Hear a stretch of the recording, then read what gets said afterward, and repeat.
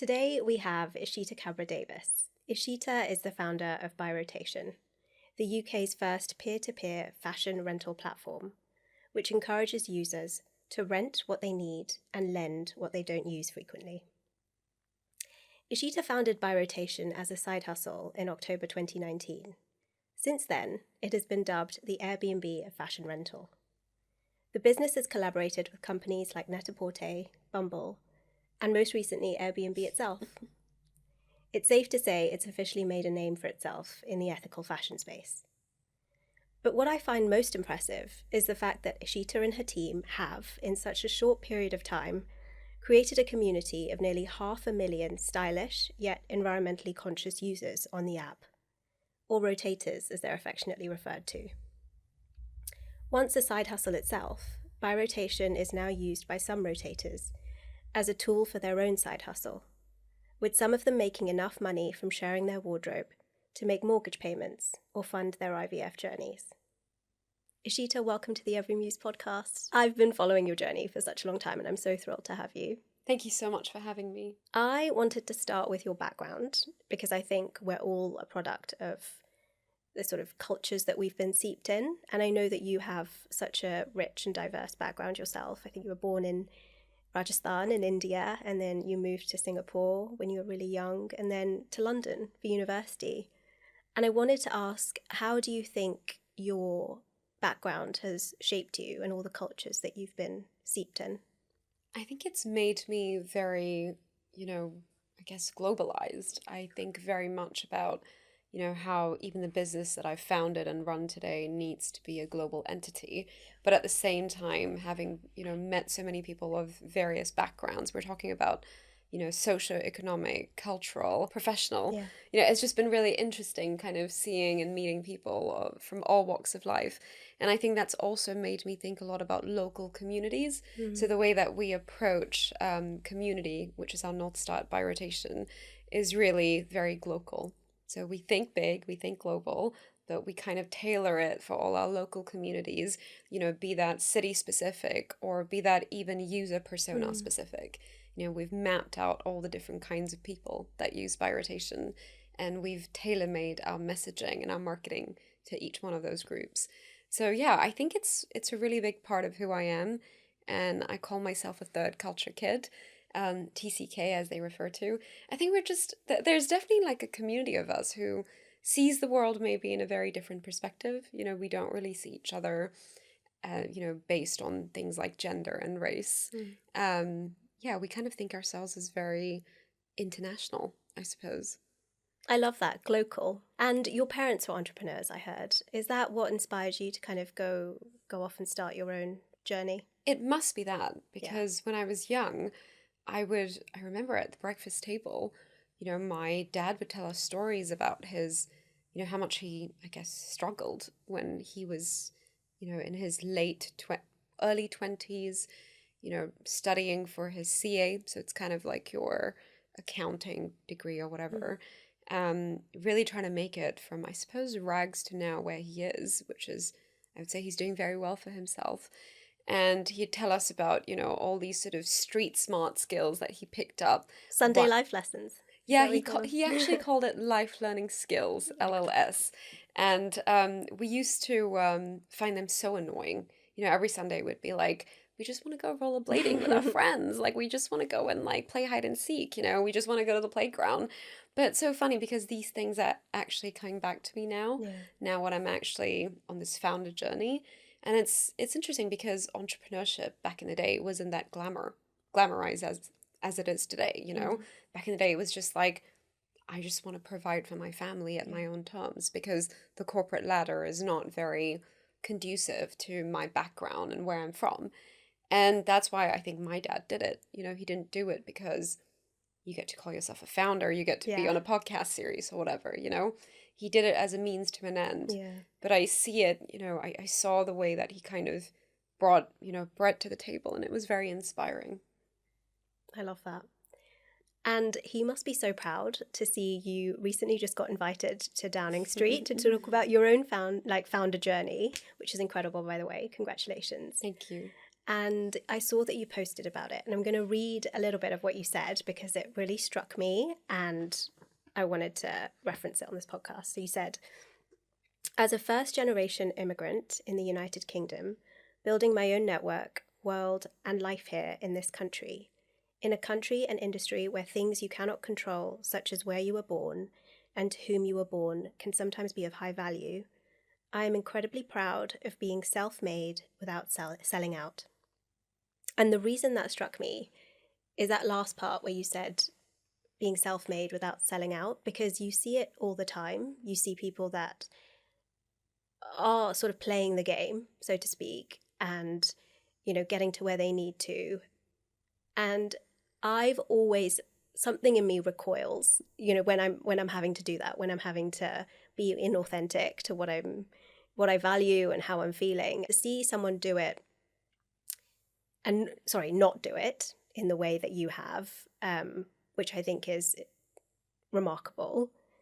I wanted to ask what you meant when you wrote that, and do you have specific examples when you kind of resisted selling out? Thank you. That's very kind.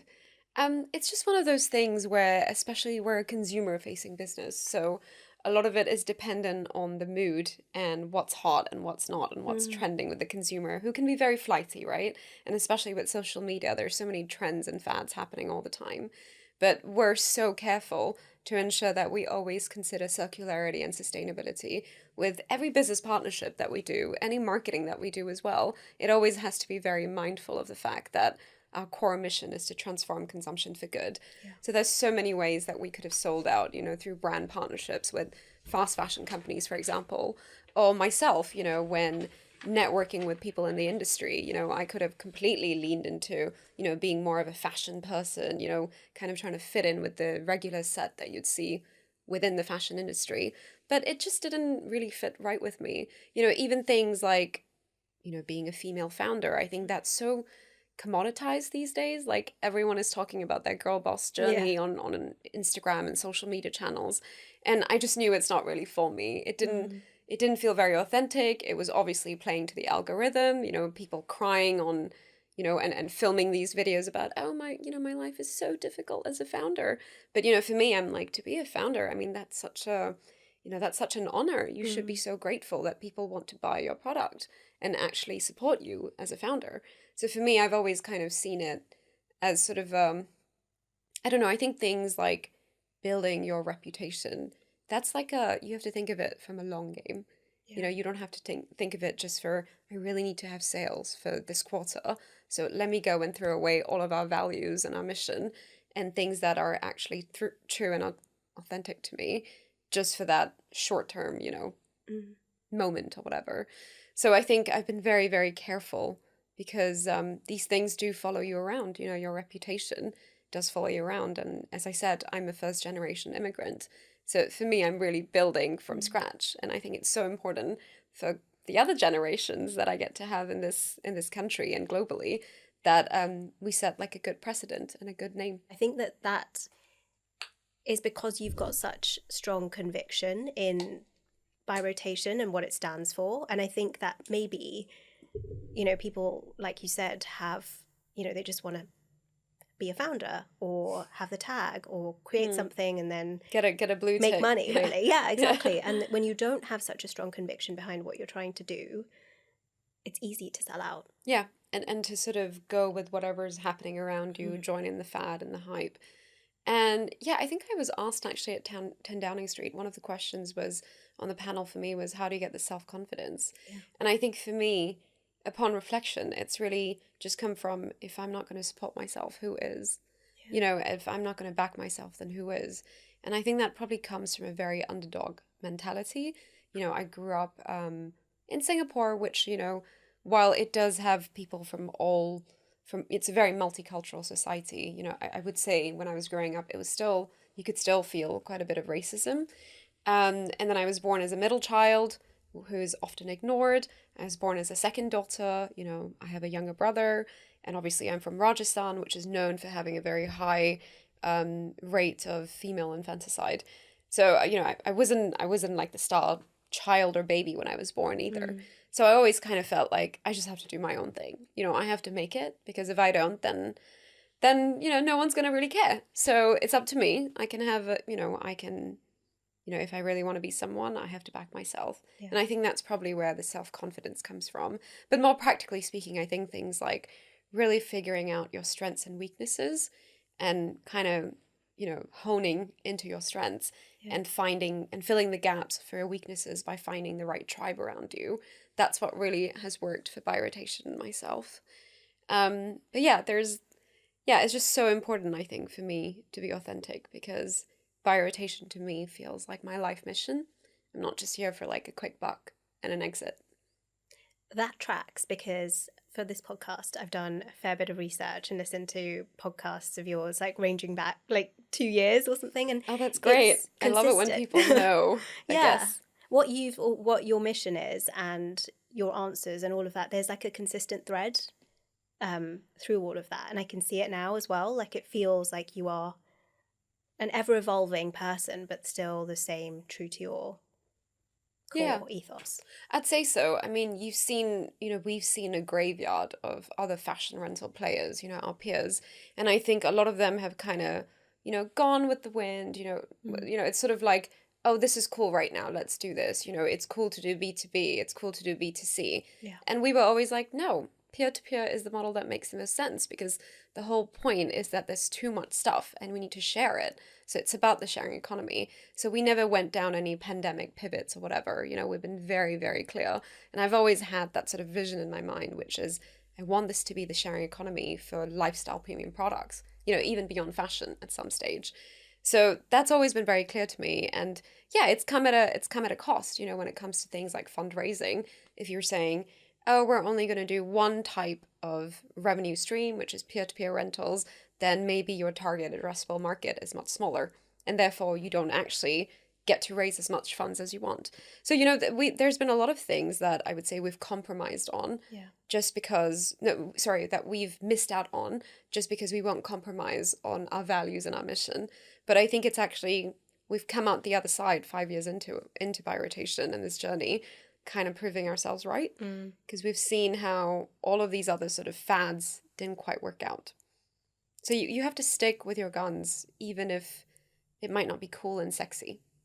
Yeah, because eventually I think it all comes back. I think, and I think consistency is really what works.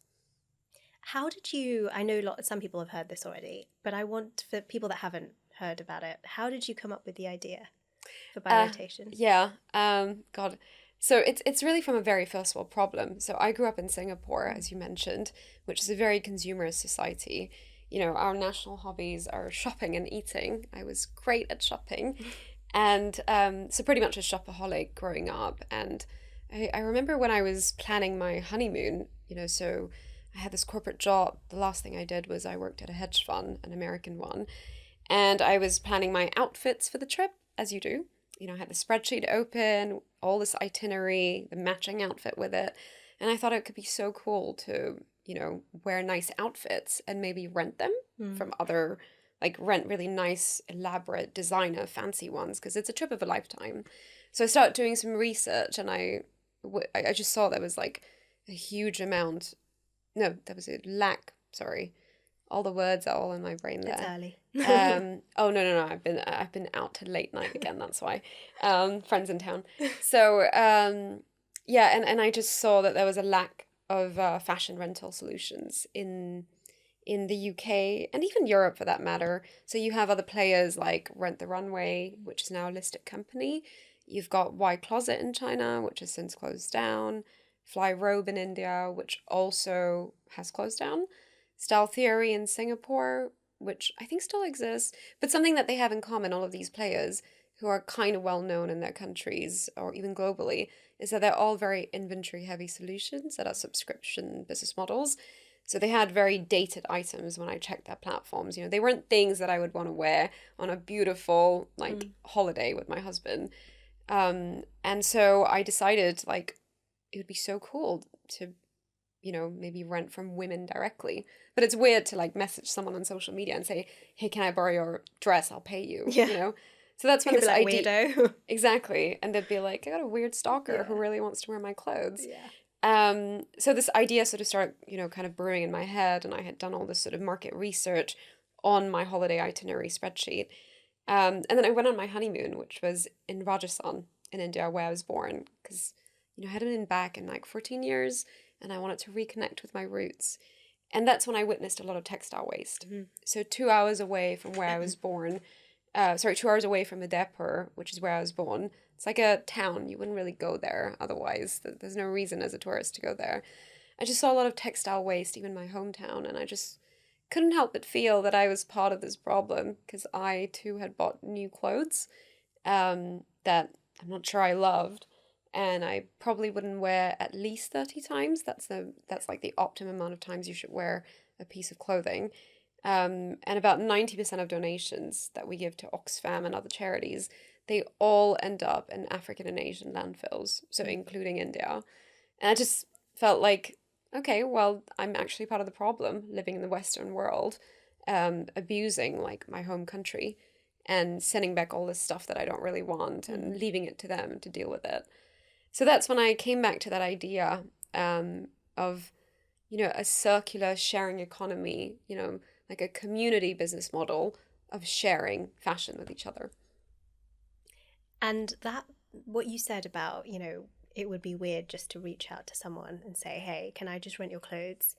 It strikes me that you've now normalized that with By Rotation. Like, I think what you needed to do there was create a community, and that couldn't have been easy because you're effectively breaking down a barrier in someone's brain about, oh, I don't want to share clothes with a stranger. That's weird. Mm-hmm. How did you build that community, and how did you kind of break down that almost psychological barrier to clothes sharing? How did you normalize it?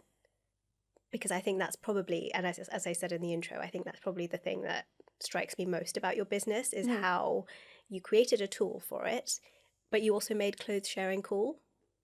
Yeah, I think it's so interesting because, like, in the early days when I came back from my honeymoon and I kind of shared the idea with, I don't want to say focus group. It was just with my friends. I invited them over to my one-bedroom apartment to introduce them to my puppy, who I had just given birth to after the honeymoon. It was a miracle. It was sort of like luring them in and then kind of telling them about my business idea and asking them what they thought of it. And most of my friends outside my life from By Rotation, they're very corporate women. They're lawyers, bankers, consultants. And they were all like, this is kind of weird. I'm not sure how I feel about it. Like, I'm fine with my wardrobe. And if I really want something, I'll just buy it. Or maybe I'll buy it secondhand. I don't feel like I'd kind of use it. And I was like, okay, well, I definitely would as someone who is like a self-confessed shopaholic. And so I started realizing that my early adopters are not the corporate women, because these guys are just, they need to see it to believe it, right? And that's when I kind of realized that I needed to start thinking about early adopters such as fashion insiders and eco-activists, fashion insiders, because they'll be like, yeah, I love fashion, love to like change my outfit all the time. I want to have the latest thing. I want to have the vintage, like rare piece. And then the eco-activists would really care about the sustainability and circularity credentials. So I kind of went after those two user personas first to start normalizing it. And it was really interesting because in the UK, people do care a lot about sustainability. And I'm starting to see it more and more within clothing and fashion. You started seeing huge brands, and not saying it's great what they do, but it does help awareness. They have conscious line and they have sustainable lines and things like that. And that's actually been helpful because it made me and my very corporate friends become more mindful about it. We were like, this is a thing. People are talking about it. It's not just Extinction Rebellion. Like more people are doing something about it. So it kind of planted that seed, but it not doing enough, essentially. So we kind of got a lot of buy-in from a lot of celebrities, influencers, and eco-activists within the UK, I would say pretty easily. Because, I think everyone's become much more conscious about things like what they're putting into their body, things what they're putting on top of their body. Like, they're just becoming much more mindful. It's no longer cool to be wasteful. It's no longer cool to be flashy, to spend too much money. I think people are becoming very, very conscious about being too much. Yeah. And we saw that especially during, the pandemic, because we launched 5.5 months before we went into lockdown, which is obviously not great for renting clothes because there's nowhere to go.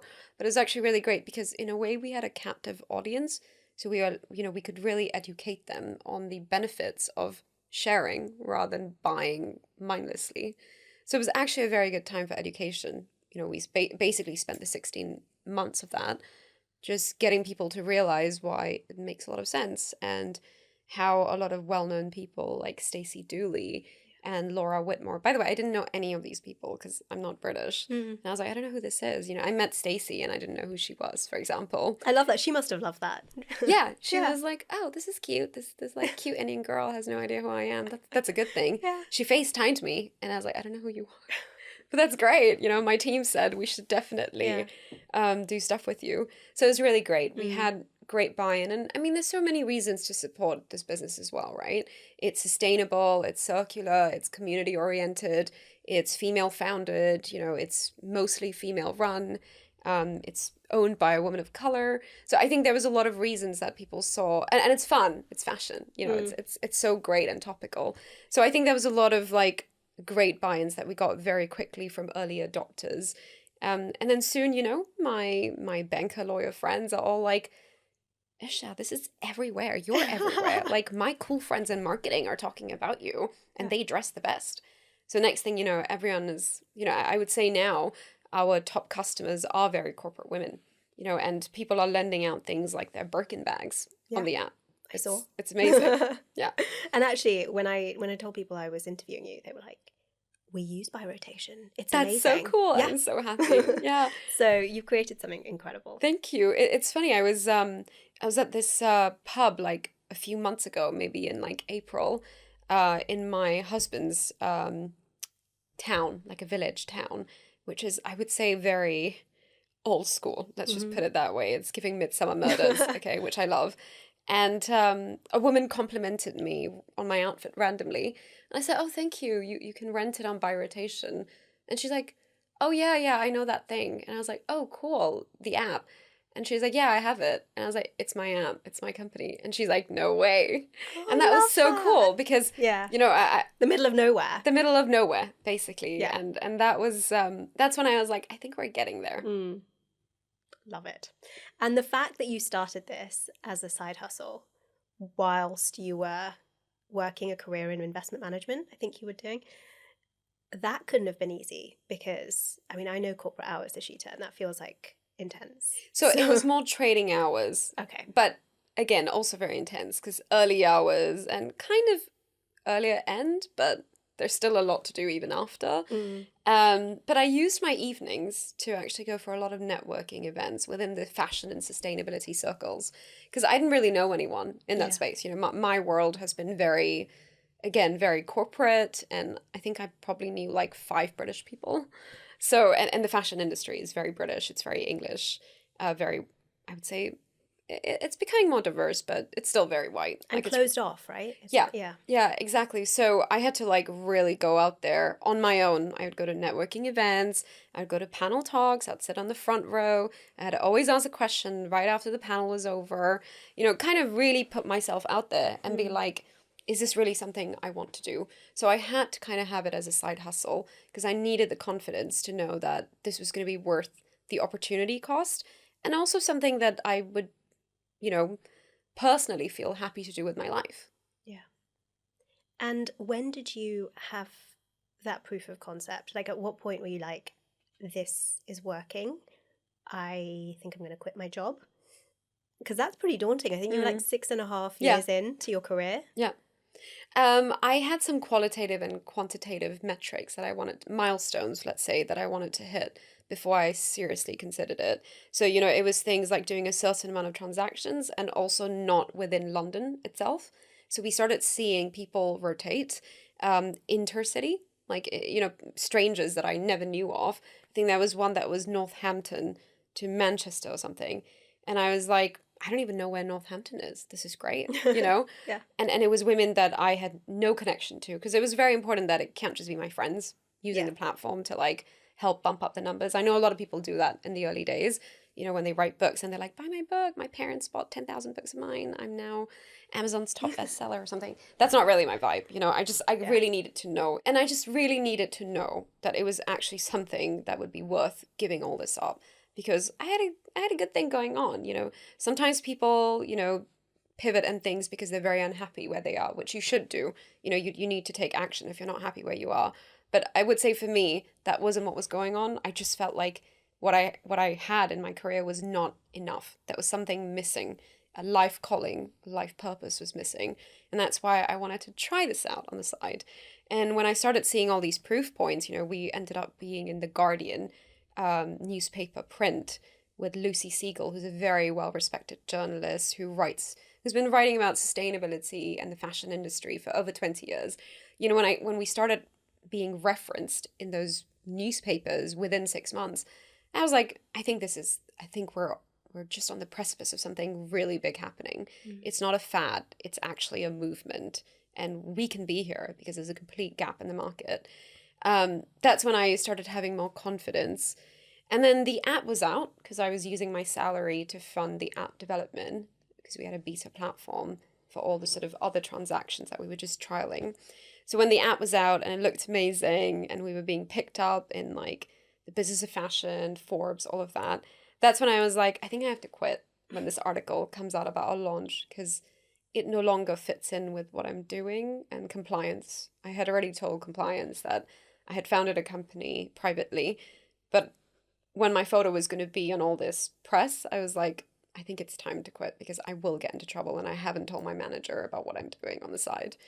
And I remember when I quit, my team was like, it was a Friday, and I handed in my resignation, and my team was like, are you sure you want to do this? Like, we can pretend this conversation didn't happen, and you can come back on Monday, and we can just continue with life.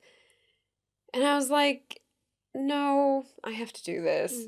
And they're like, just think about it. And I was like, I'll think about it, but I have to do this. I just know, like, even if it doesn't work out, I can make that call within a year or 2 years' time and just come back to the industry, but I have to do this. And yeah, I mean, I've looked back a few times, don't get me wrong. I think whoever says, and I never looked back, it was all great. I had this moment where I was like, well, it's COVID now. I could have continued doing this as a side hustle, earning my salary full time, having it open as a tab on my laptop. But I think some things happen for a reason. I really put all of my, I guess, focus, my energy, my resources into Biorotation during COVID. And I think that's why it really gave us a great solid foundation when we were out of lockdown. Yeah, and I think you have to at that point. Like, once you make the commitment that I'm actually doing this, you've just got to do it with 100% laser focus. Yeah, and I've actually seen some others, like within our space, in fact, who kind of said they founded and they were running this company, but you knew they were doing other things on the side. And it just doesn't give you the full permission to really like put blood, sweat and tears into it. And that's what it needs. That's what the baby needs at those stage. The fact that you did this, I still find it remarkable that it was a side hustle for so long. And just 6 months though. But the fact that you achieved that much in 6 months is pretty remarkable. Thank you. Who was your first hire? Like, you said you had a beta platform? Yeah. How did you get that up and running? How did you know that this is what I need at this point, and finding someone to make it for you? So I should mention that I've been a graphic designer since the age of 11. And that's sort of like something that I always wanted to do. I loved marketing growing up. I just kind of thought when I was graduating in London, like, how am I going to get a job in marketing that sponsors my visa? Like, they're not going to hire me, and that's the time I did sell out. I was like, fine, I'm going to go work in finance because I need a visa. And it felt like a means to an end to begin with, but I really, really enjoyed working in investments. I just felt like I was meeting brilliant minds who were all there based on merit. It didn't matter what their background is, what they look like, where they come from, what color their passport is, what their parents did and what their last name is. And that's what I love about that industry. It's very merit oriented. You can't quite say the same about fashion in particular. I'd say fashion and, entertainment and things like that. A lot of it is Nepo baby vibes, and it's just not the culture that I'm from. I'm from Singapore, which is very much a made success story on its own. So, you know, there's this huge pride in being hardworking and just doing the work. So, what was the question again? I forgot. I think I forgot to. Oh, your first hire, like My first hire. how you sorted out Yeah. the initial stuff. So, so that's how I kind of like was quite clear in my mind that, you know, this needs to be an app. It needs to be like, I knew the product perspective, and I'm still very involved in the product. So I still know what features would really be useful on the app and what we should change on the app. So I'm very involved in that. But obviously I'm not a coder, and coding has changed so much over the last 20 years. And that's when I kind of, you know, thought about, I guess, my contact list, who I knew, you know, asked all of my close friends. And one of my bridesmaids, she reminded me of her high school friend, Vlad, who was great at coding and website designing back when they were young. And she's like, why don't you ask him? Like, you know, maybe he can do an app too. And so we started connecting. Yeah. Well, actually, I had met him at her wedding. And it was so crazy because back when I met him there, I didn't really know much about him. I was like, he's a friend from high school. He takes great photos. Don't really care. You know, we were just around. Yeah. Like, it was a big table. We were just there. And he didn't really speak much English back then. And so funny, it was just serendipity that, you know, we reconnected because of her. And he was like, yeah, I can build the app. I mean, you know, this would probably be something that's not what I usually do, but I can learn, and I'd love to learn it along the way. So everyone, I would say, in my team has really learned things along the way. And I think that's the exciting thing working at an early stage startup. But, you know, my official first hire was our marketing intern. She was our social media intern who joined in July 2019, even before I quit my job. And I made her the first employee when I formally hired her. So I'm actually not the first employee of the company myself. And she's still with us. She's still with you. She's still with us 5 years in. Wow. She's got her Drapers 30 under 30. She's the senior community and brand manager. I love being able to promote people from within and really like kind of helping them figure out their career along the way. Because I think it's such a, I mean, obviously we're still figuring out what Birotation is and what it will be. You know, there's so much that I think it has been evolving. You know, the mission, as as we talked about, remains the same, but it continues to evolve in different ways. And I think that's so great for anyone who stayed with the team. You know, our senior developer that I was paying in the early days, he's now our CTO. You know, and he's got his global talent visa to move to the UK. And I think it's so nice to be able to see them, you know, grow personally as well and in their, you know, personal development journey. And it sounds like they've all sort of just chosen to rise to the challenge of it all with you. Yeah, there's been lots of ups and downs. Yeah. And I think you kind of really see who's in it just because they really care about the mission. Yeah. And they really believe in it during the downs. I wanted to talk to you about the fact that the app, we already spoke about how it's created this clothes sharing movement, but I think it's also changed consumer purchasing behavior. Rather than like fit into a wider movement of changing behavior, I think the app itself has caused people to reflect on their purchasing decisions or make different purchasing decisions. At least the users that I've spoken to, they're like, actually, it makes me not want to buy so much because I'm like, I can just rent this. And some people have said, oh, you know, I can also experiment with my style. I can like, you know, wear things to this wedding that I never would have otherwise worn because it means I don't need to spend £800 on a dress. I could just rent it, see if I like it. If it looks good on me. And I think the fact that you've created something that lets people essentially change how they consume clothes, and I don't know if it's more than clothes at the moment, but potentially in the future, more than fashion. What was my question? First of all, I think that's incredible. But was that conscious? Like, did you design the app or the ethos behind the brand? Actually, we want to target purchasing behavior. Yeah, it was, I think, all subconsciously there. Because I think, for me, the main thing was, like, I have a bunch of clothes. I have an amazing wardrobe that I don't use every single day. And I wouldn't actually mind if this dress was not with me for a week or a month. You know, or if I didn't have this bag for a month. I don't want to sell it, but I don't mind if another woman wants to use it and she can pay me to hire it, essentially. Yeah. So it kind of all came from that idea where why are things not being used and why am I going out and buying other stuff? I could just borrow from another woman because I just want it for the week or for the month. So that's when that idea of like sharing really kind of took form. It just felt very pragmatic. It was like, why aren't we doing this? Why is everyone buying the same, gunny dress just because an influencer posted about it? We're all buying it in the same size as well because we all want to look a particular size. So it just sort of felt very like wasteful. But I think over time, I started kind of noticing how people were making serious cash, including myself.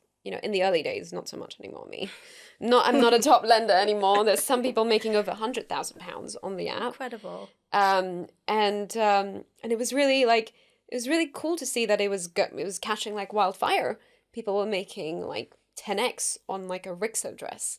And I was like, this is actually an asset class of its own, which goes back to my own training as an investor. It was essentially showing people if you stock pick the right dresses, you can make a lot of money and also be stylish and have fun and make new friends. So it just felt like something that was, it kind of became more and more of a story once we started looking at the data. And I was like, we need to go hard with the story because of the cost of living crisis that we also was beginning to feel just as we were getting out of COVID. There's been a lot of talk recently about founder mode and what that means, and I think it's all about how involved founders should be in the day-to-day detailed operations of their company. In your view, do you think that that's an effective way of running things? And just what are your thoughts about that? We are seed stage, so it is still very early. Yeah. And I think anyone at our stage, the founder needs to be involved. If you're not involved, like, what are you doing? Yeah. Like, what's so much more important than your baby who's just become a toddler? Like, it doesn't make sense for a founder not to be a CEO at this sort of early stage. So I'm very pro being very involved in the company. I don't necessarily want to get into the everyday and nitpick and everything, but I do like kind of knowing what's happening. And I like coming up with ideas, sharing them with the team, again, on a day-to-day basis. They can pick stuff up if they're like, yeah, that really goes with our OKRs for this quarter. Let's go with that. That's a cool idea. And, they'll come up with the execution plan and I'll sort of do the checking and be like, yeah, that's what I meant. That's exactly what I'm going for. Or like, no, you guys took it too literally. I didn't mean it that way. Yeah. And then I'll help sort of, end, kind of finish and, give my sign-offs or whatever if it's like a big project. But, I do think it's good to be very involved. And to be honest with you, your stakeholders will like that too. Yeah. I know my investors are very, it's been a very tough year, 2023. 2024 is kind of bouncing back, but it's a very, very tough year in the funding environment. And I'm so happy that I actually have a lot of support from my board members and my investors. They're always like, we have no idea how you're doing what you're doing, which is amazing. Like your team and you just know what to do. And we're so proud to be associated with this company and to back you. So I'm very happy to have that kind of support. But I think it is important to kind of show that you are very engaged with the business. The moment you check out, everyone else that reports to you is going to be like, she doesn't care that much. So I don't need to bring my 150% to work every day. I just need to do like enough, 80%, enough, get by, quiet quitting. And that's not what you can stand for. No way. Yeah. And that, you said you had a really supportive board. Was that hard? Like, compiling the board and getting funding, external funding? Because you hear these stats about like, I don't know, it's 2% of female funding goes to women. And I think it's even less for women of colour. Yeah. How has that been for you? It's very, very challenging. I think the only thing you can rely on, especially if you're doing a consumer business, is your numbers, really. And if you want to play the game, you can add like a slide on AI in your deck to pick up funding.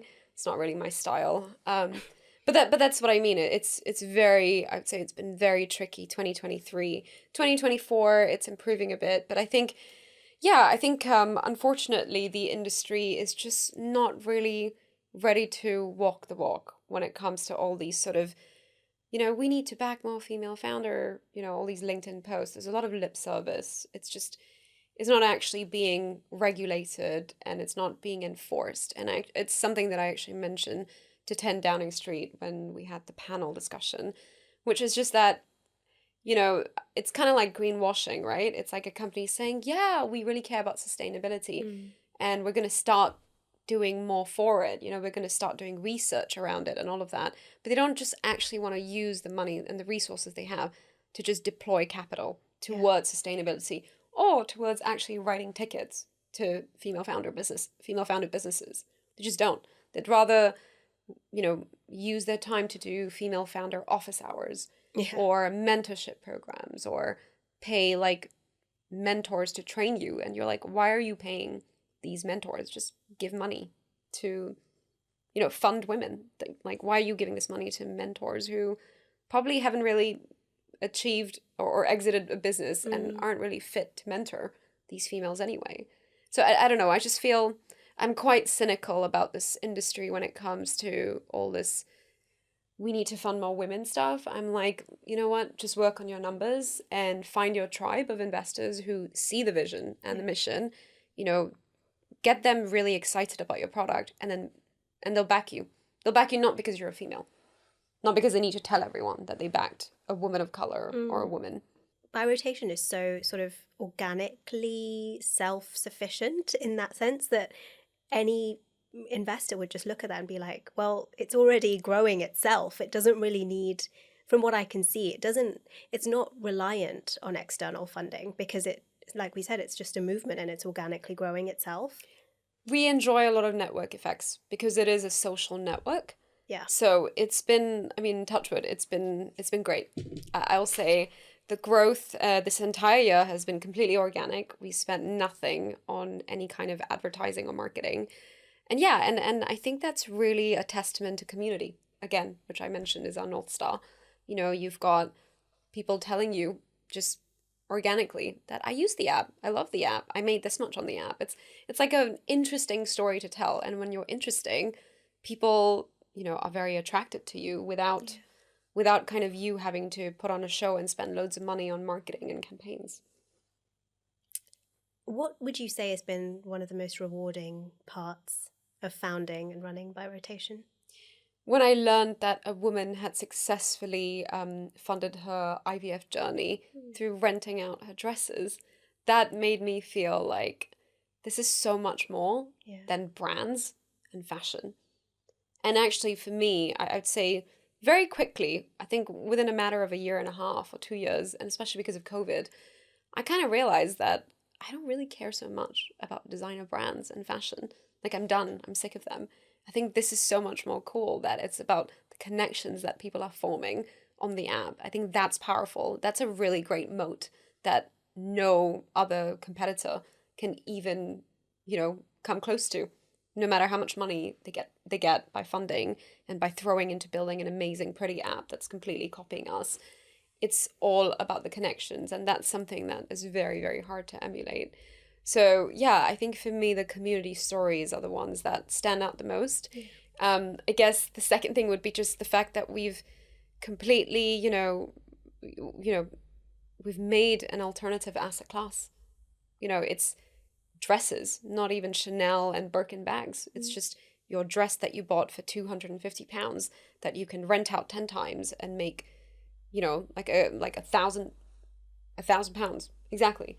You know, it's crazy that you can make so much money just from a piece of clothing that was hanging in your wardrobe anyway. It's just a new way to look at, you know, how you're consuming. Yeah. And I saw that you have ethnic wear on there as well, which I loved. I'm so excited about that category. And there's a funny story about that one. I remember when I was still running By Rotation as a side hustle, so the first 6 months, there was this man who was like, he randomly reached out to me on LinkedIn and said, I'm a marketplace consultant and advisor. I'll be happy to give you some advice for free if you want. I see it's an interesting concept you're working on. And I was like, okay, it's like a free call. Like, let me just hear this guy out. I should be open-minded. I'm trying to meet more people in the industry. So I took a call from him and he was like, yeah, this is a great idea. It's really great. You know what you should do? Well, you're Indian, so maybe you should make this like an Indian outfit fashion rental company because, you know, you guys have like so many weddings and events at your weddings. And I was like, yeah, that's true. But like, I want to do everything. Like, why should I just do it only for Indians? Why put me in that niche, you know? And it's funny because I was thinking about that and I was like, I don't think that's something that would have been said if I were a white woman. Mm-mm. And yeah, and it's funny because for our 5th birthday, we're actually going to like celebrate it with announcing that you can, formally announcing and sharing that you can rent South Asian ethnic clothes on the Buy Rotation app too. Love it. Thank You you. heard it here first. My colleague, actually, we work together closely. She was telling me she's not Indian. She was like, yeah, and I had to go to an Indian wedding and everything's off Buy Rotation. So you did exactly that, but Yes. It's just for everyone. It's not just for Indian people. And actually, it works even better if you're not South Asian, because you're like, well, now I'm going to go spend like £100 to buy a not very nice outfit from one of these stores that sell it, that's basically selling like random things, let's be honest, like a random assortment of clothes. And I don't even know how to style it, how to wear it. Like, what do you do? Who do I speak to? Like, should I ask my South Asian friends? Or maybe they don't even have that many South Asian friends to ask. So it's kind of really great that, you know, this offering is there for people who don't really have a need to wear this outfit. Again, they don't. Yeah. They really don't. There's no reason for them to hold this in their wardrobe, and it's a big item as well. So that's actually been a really, really great selling point for us. We've seen, you know, South Asian ethnic rental being there's been a huge uptake for it this year. So we're pushing that more, I think, in Q4 as well. For people that don't already use the app, why do you think they might be reticent? Like, what do you think are the blockers? I think, well, some of them might be like, this sounds like a lot of work. But it's interesting because it's very similar to online shopping anyway. Like 90% of what people buy online in like their shopping basket, their order, they return 90% of what they've bought online anyway. So it's kind of no different because you know how returns work. So I think there's that, I have to chat someone, I have to see if it's available, then I have to like get it delivered, then I have to return it back. So I think that's probably the main blocker. The other one I think would be, can I try it before I rent it? But that's not really possible because it's peer-to-peer. But I think it'll be interesting to see if we're able to do another pop-up store in Q4 this year. Yes. So that could help, but I don't think that's like a scalable solution, really. So what we love, again, because it's community-oriented and social network styled, you'll see a lot of people, you know, they have their own photos on the listings, so you can kind of see if like the person looks like you, and you can ask lots of questions about the fit and the style. You know, oftentimes lenders will even give you advice like, oh, I've got a matching bag, or you should wear like 5-inch heels because it's really, really long. Yeah. So it's really, really great. It creates that personal connection, and that's the way we want it to keep going towards. What's next for Buy Rotation? I feel like you've done so much in such a short period of time. I'm excited to see what's coming, without obviously telling us all your secrets. Yeah, well, you know, we're in the US as well, so I've been spending a bit of time there. I'll be going again in a few weeks. So we're doing an exciting activation there. And then I mentioned our 5th birthday, which I'm so excited about. And we might be having a pop-up store, TBC. I guess by the time this is out, we will know if it happened. And then we're working on a new market launch, so an international expansion. So we are in the UK and US, but we're looking at a different continent, which I'm super excited about. I cannot share where it is. But that's incredible. Thank you. We're going global or glocal. Yes, global and glocal. Glocal and global. Love it. Finally, ESHITA, what's one thing that you like about yourself? Oh, what do I like about myself? I like that I'm very determined. And I know a lot of people are like, oh my God, chill out. Like, it's cool. Just be cool. Just be chilled. But I'm like, nah, I don't want to play it cool. Like, if I want something in life, I want to go and get it. And it shows. Thank you so much for your time. I have way more questions, but we've run out of time. Thank you for having me again, Anushi. It's been a treat. Thank you.